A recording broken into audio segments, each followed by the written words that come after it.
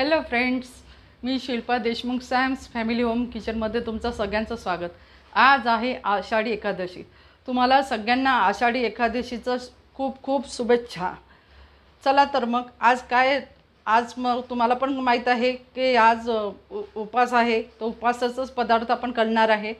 तर चला मग इन्ग्रेडियंट्स बघूयात। मी 1 किलो साबुदाणा घेतलेला आहे, इथे अर्धा किलो शेंगदाणे घेतले आहे, इथे मी आलूचं किस करून ठेवलेलं आहे, इथे आलूचे तुकडे उकळलेले आलू घेतलेला होता, मी त्याला बारीक कापून ठेवलेला आहे। इथे मी 10 ते 15 मिरच्या मी बारीक कापून ठेवलेला आहे।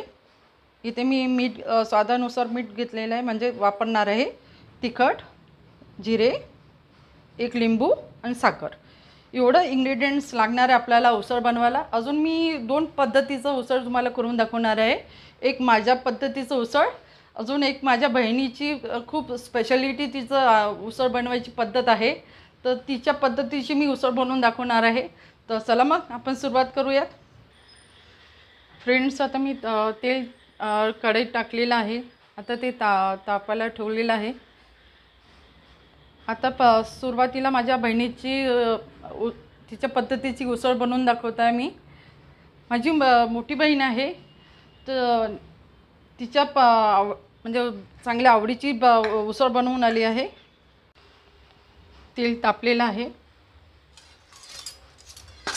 आता मी सुरुवातीला जिरे टाकते आहे, 1 चमचा जिरे टाकलेला आहे।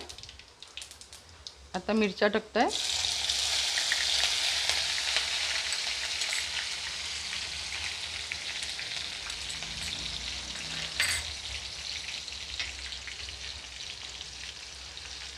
थोडी मिरच्या होऊ देते आहे।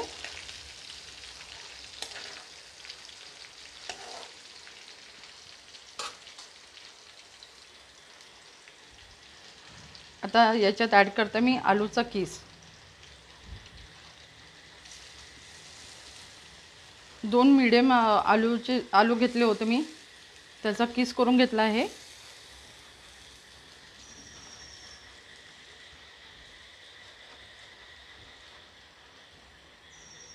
आता मिक्स करून घेत आहे।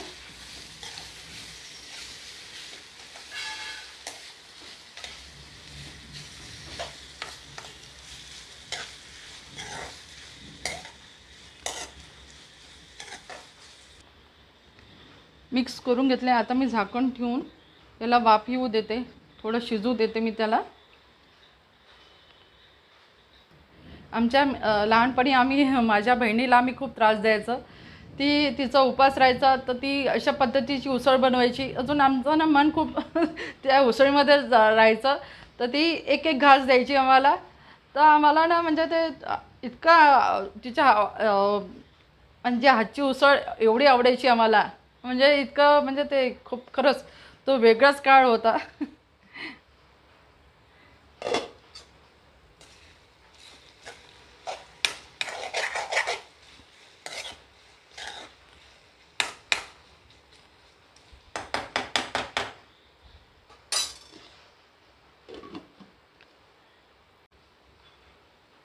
आता चेक करते मी,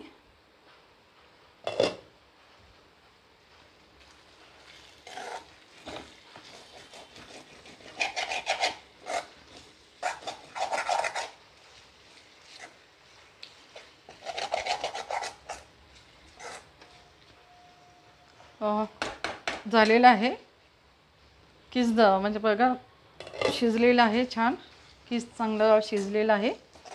आता याच्यात मी ॲड करते आहे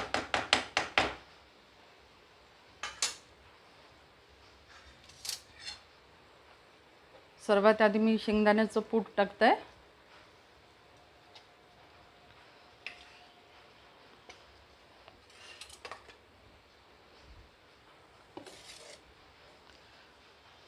साबुदाणा टाकते।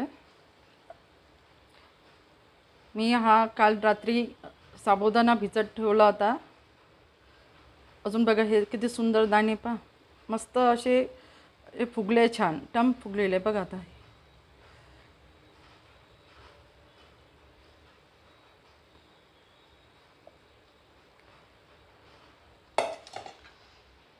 तर मिक्स करून घेते.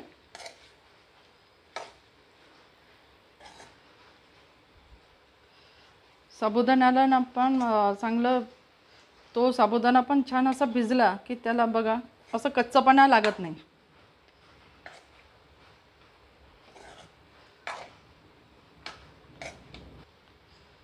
आता याच्यात मी स्वादानुसार मीठ टाकत आहे.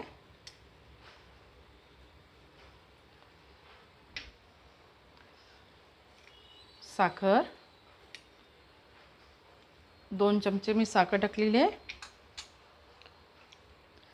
आता लिंबू ॲड करते याच्यात.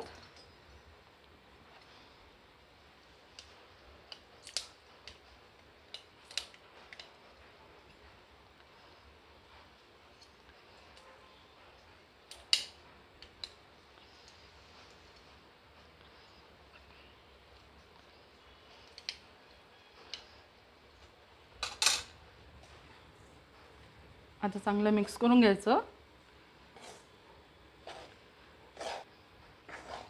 आता चांगलं मिक्स करून घ्यायचं आहे. आणि ही याच्यात तिखट आपण ॲड नाही करणार आहे. ही जशी पांढरीच राहणार आहे. ही खायला पण असं खूप छान टेस्टी लागतं. आता माझ्या बहिणीच्या पद्धतीची मी बनवून दाखवली आहे तुम्हाला. आणि मी बनवली आहे की आता तिच्या हातचं सारखं तर मला बनवता नाही येणार.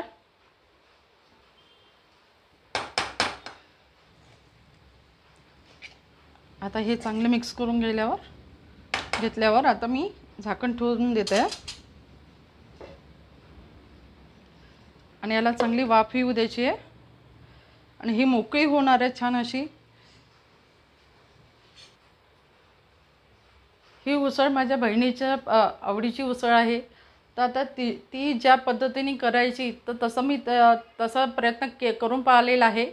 पण होप सो आता तिच्यासाठी चव तर उतरणार नाही, पण माझ्या पद्धतीने मी करायचा प्रयत्न केला. पण आपण असा प्रयत्न सोडायचा नसतो. आपण आता जसं शिकायचं म्हटलं ना तर आपल्याला शिकता पण आलं पाहिजे, अजून प्रयत्न करत राहायचं. तर मी तिच्या आवडीची उसळ केलेली आहे. आता मी हे झाकण ठेवलेलं आहे. आता शिजवू देते मी. आता वाफ येऊ द्यायची चांगली.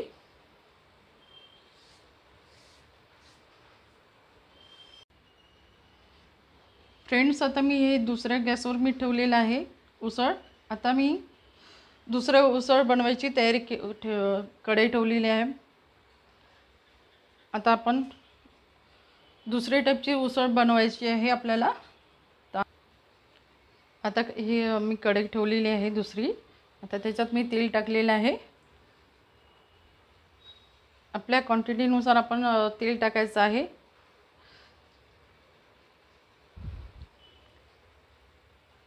आता याच्यात आपल्याला जिरे टाकायचं आहे. 1 ते 1.5 चमचा मी जिरे टाकलेले आहे.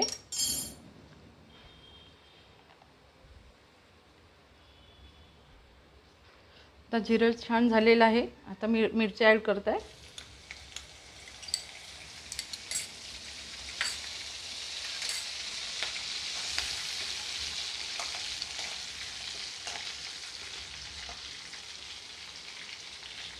आता मिरच्या टाकून झाले आहे.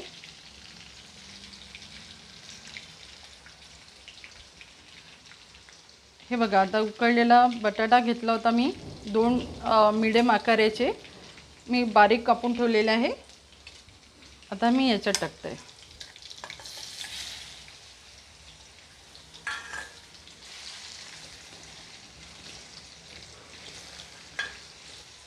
आता ही माझ्या पद्धतीची मी उसळ बनवून दाखवत आहे तुम्हाला.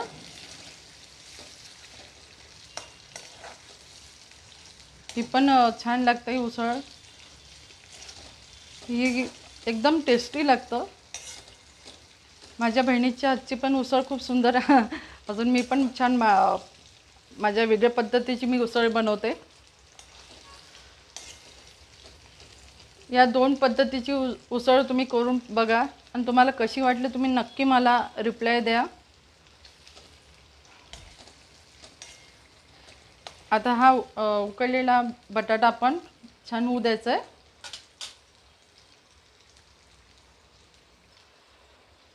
आता मी उसळ बघते, चेक करत आहे. बघा किती सुंदर दिसत आहे उसळ. अशी छान मोकळी झालेली आहे. आसट नाही झालेली आहे.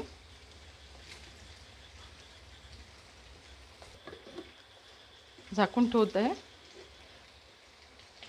आता शिजतच आली आहे उसळ ही.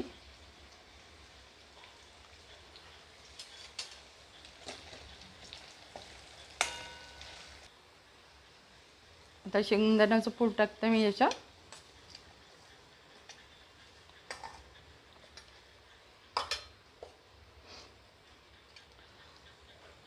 साबुदाणा,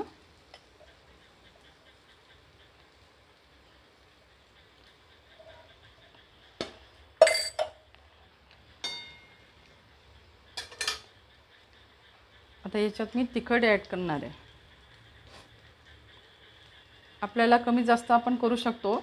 आपल्याला जेवढं तिखट हवं आहे तेवढं आपण ॲड करायचं. आता मी अर्धा चमचा घेतलेला होता.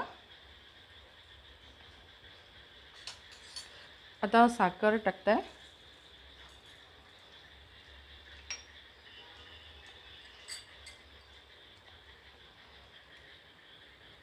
मीठ स्वादानुसार टाकायचं आपल्याला.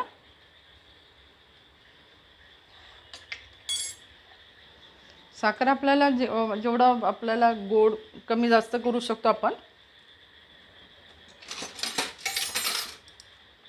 आता मिक्स करून घेते छान.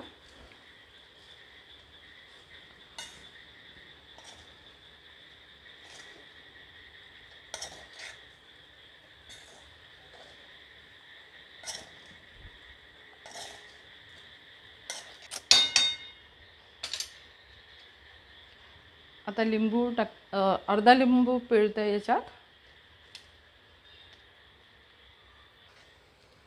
याच्यात मी लिंबू पण पिळलं आहे. आता मिक्स करून घेते छान.